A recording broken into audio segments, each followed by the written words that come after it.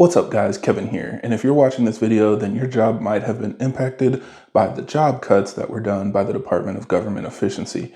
It's very unfortunate that people are losing their jobs. I've had a couple friends that were impacted, but even the friends that weren't have been asking me a lot of questions because they're very concerned about their job security and they want to know what it would be like if they moved to the private sector and worked for a more traditional company.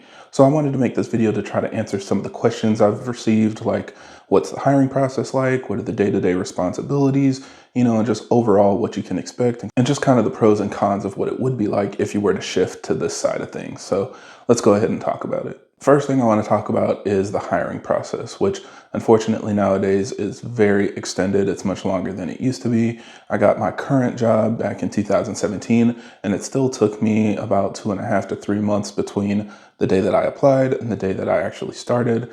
And nowadays it can definitely take between 3 to 6 months. So just keep in mind there are some lead times that are longer, especially if you're applying to a bigger company that gets a lot more applications.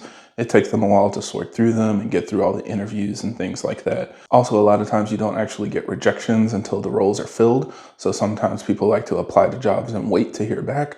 I would highly recommend not doing that. You should be continuing to fill out applications, and it's not uncommon to get a job, work there for a couple months, and then get a rejection letter about a job you forgot you even applied to. So this is just kind of the way that things are now. The hiring process takes very long for certain roles, which could take, like I said, 3 to 6 months, maybe even a year. Now, my recommendation, if you want to get past this, is to work with a recruiter.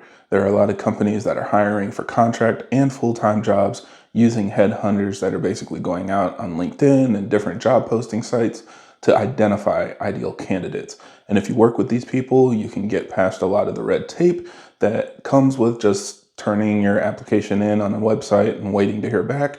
They can put you right in front of the hiring manager and make sure that you get priority attention. So that's what I recommend. And this is something I would recommend to everybody, even if you haven't been laid off. You should always keep your resume updated, and you should always be applying to jobs or accepting interview opportunities. This is something that's going to make sure that you don't have to get ready. You can just stay ready. And if the worst were to happen, then at least you can be working on a job or maybe even have an offer on the table. But the best way to do that nowadays is working through a headhunter or a recruiter that can get you on the fast track to getting in front of the hiring manager. I also had some people ask me, does having military or federal work experience give you a better opportunity to get a job? And I would say it depends. I think all companies want to make sure they're giving military or federal employees an equal opportunity, but it doesn't necessarily mean that you're automatically going to get hired. If you do apply for a role, maybe like a government contracting company like Raytheon or Lockheed Martin or something like that, then your experience could probably translate better because they know you understand the communication style and the cadence for how things work. So that might help give you a better opportunity to get a role in those companies. But otherwise, if you're just applying to, an automotive job or consumer goods or something like that, it doesn't really give you a leg up. Now, as far as the day-to-day responsibilities, it definitely depends on the industry and the type of role that you're filling. I found that most people, again, coming from like military or federal background, typically end up moving to something in operations. So maybe like manufacturing, supply chain, something that's doing a lot of coordination similar to what their experience has been. So I would say if you're in a role like that, it's very common to have daily meetings. People will review, the happenings of the day before or the night before, figuring out where you stand. And it's a lot of day-to-day activities, just putting out fires that happened the day before. So a lot of the morning is probably trying to rectify issues or come to solutions for things that have been causing problems on the production floor. And then you're going to work through the rest of the day trying to prevent it from happening again. So I've worked in manufacturing about 7 years now, and that's typically been my cadence. Whether you're in, again, planning, engineering, a technical role or a more business related role. When you're working in operations, it's always very active and day-to-day activities to make sure that everything keeps running. Now, on the other end, a lot of people like to move to a more corporate or tech center kind of role where you're doing more planning and coordination from a higher level. And in these cases, you'll have a lot less day-to-day activities, and you'll have more maybe weekly roundups or monthly report outs where you're going to be keeping up with your leadership and your key stakeholders, and so that they can get an update on how things are going with the programs or projects that you're responsible for. So there's not a lot of hand-holding in those kinds of roles, which a lot of people people like. It's very much be your own boss, take things under your own control, and just make sure that if you do have an issue, you escalate any problems to your leadership and try to get it fixed as quickly as possible. Now, unfortunately, those roles can start getting a little bit overbearing, and you can have some managers that like to, stay on top of things if they feel like they aren't being done quick enough. So you'll kind of have to work with your leadership to manage how you want that communication to work. Also, at every job that I've worked at, we have a pretty structured feedback process. So when you're working with your manager, you typically set your goals at the beginning of the year. About midway through, you'll do a calibration. And then at the end of the year, you get your final review. And that final review will determine what your raise is, if you're qualifying for a bonus, what your bonus is, and any other incentives that are built into your offer package. So that's something that I like to ask with companies that I'm interested in. What does that cadence look like? How do they work with, people in their direct chain of command to make sure that they're getting the feedback they need to grow and reach their goals? Now, one big difference I think I've seen is that promotions are very weird. The way that things are managed in this space is not as coordinated as I see in a lot of federal jobs. There aren't very well-known or defined pay grades. You won't know what somebody that's doing the same exact job next to you is making. It's just very dependent on negotiations and things like that. I would say at this time, be responsible, make sure you are getting paid what you're worth, but it's not probably the best time to be too aggressive. I've seen a lot of people get rejected for jobs simply because they're asking for too much money and they feel like they can get the same work done by somebody else for much less. So just keep that in mind. But in this space, you're not probably going to get a lot of transparency about how your pay stacks up to everybody else. And also, if you're looking for a promotion, that also depends on the role. For lower level jobs, they typically get promoted after so many years of doing good work.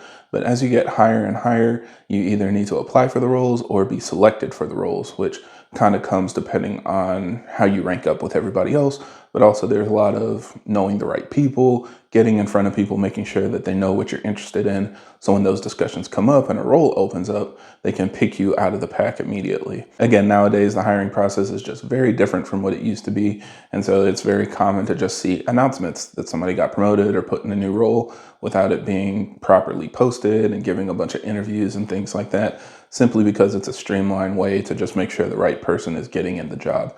It's especially common if you're already doing the role, and that's what a lot of people recommend. If you want to be a manager, start doing some managerial roles, start doing some stuff that you would expect a manager to do, and eventually you should be put into that position because you're doing the job anyway, and you've proven that you can be successful at it. So just something else to consider. It's just not quite as structured and not quite as coordinated. There are just a lot more things up in the air that aren't really talked about. Speaking of things that aren't talked about, let's talk about pay. And what I've noticed is it seems like pay in the federal work is lower, but benefits are higher. So it just kind of depends on what your priorities are. Typically, you'll get much more money if you work for a traditional company, but the direct benefits are going to be less. Now, this depends on the company that you're working for because, when I worked for an automotive company, we got discounts on cars and stuff like that. When I worked for a consumer goods company, we got discounts on the consumer goods we make. And maybe a couple bucks off of food or cleaning items doesn't make as big of a difference as thousands of dollars off of a car, but you're also probably not buying a car more than every 3 or 5 years, sometimes even more. So for you to decide what benefit is bigger, it really just depends on how you do things. Now, the other thing is the location, because if you're in a bigger city, I've noticed that there are a lot more benefits for local things. Maybe you'll get discounts to the zoo or museums or different event passes and things like that. So if you like to be in that kind of environment and you like going out and doing things, then working in a big city helps get more of those. Whereas if you're working in a smaller place where typically you see operations roles and manufacturing jobs and stuff, you probably won't get those kinds of benefits, but it will translate into other things. Now, pretty much every company I've worked with has some kind of retirement planning, so they'll offer a 401k with some kind of company match. I've seen anywhere from 3% match to 6% match. Very rarely, but there are companies out there that still put money in your 401k even without you contributing. But most companies, they do between a 50 to 100% match on the first 3 to 6% of your own contribution. And there are jobs out there that still offer hybrid roles or fully remote roles. Now, this is something where if it's not explicitly stated in the job description, I recommend waiting until you get a job offer before really bringing this up and trying to negotiate a certain working style. The reason is because a lot of times this can push you out during the interview pool Whereas once they've decided that you're the one they want, a lot of times they are a lot more likely to give you some kind of accommodation. I know people that are working completely remotely, but they just visit their site, once a month or once a week or something to make sure they get some face-to-face time, and that kind of fulfills the expectation of their leadership. It really just depends. And I would say for most all teams, it's again very much up in the air. It's not as structured as you might have experienced in the federal government. Individual teams and leaders are able to define how their direct reports work. So just keep that in mind. There is a lot of room to negotiate, but you have a lot more leverage once you already have an offer on the table and they've selected you. Now, the last thing I want to comment on is job security. I would not be doing you a favor if I didn't explicitly state job security is trash right now. What you guys are experiencing is very much what people have been going through in the private sector for the past several years. Most companies, it seems like once a year or maybe every 6 months, they have some amount of turnover or layoffs that are happening depending on how the business is growing. Now, it seems like a lot of that is slowing down, but it's still not a 100% guarantee. So again, always keep your resume updated and always be open to accepting interview opportunities. If you stay ready, you don't have to get ready. And that's just kind of the name of the game. I know it sounds very exhausting, and obviously do whatever is within your capacity.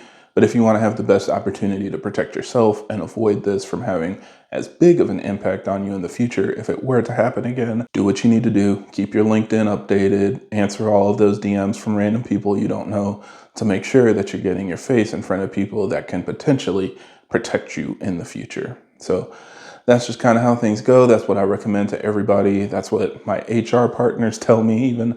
And that's just kind of the right thing to do in this day and age. So yeah, hopefully that gives you a little more insight on how things are in the private sector, working for a more traditional company. Hopefully you're all able to land on your feet. Even if you do get your federal job back, congratulations. We'll just kind of have to see how things play out. But I see this being kind of a rough year. So hopefully more things will change going into summer and we won't have to worry about this anymore. So otherwise, I think that's all I had for today. Thank you guys for stopping by. Don't forget to like and subscribe, and I will see you on the next one.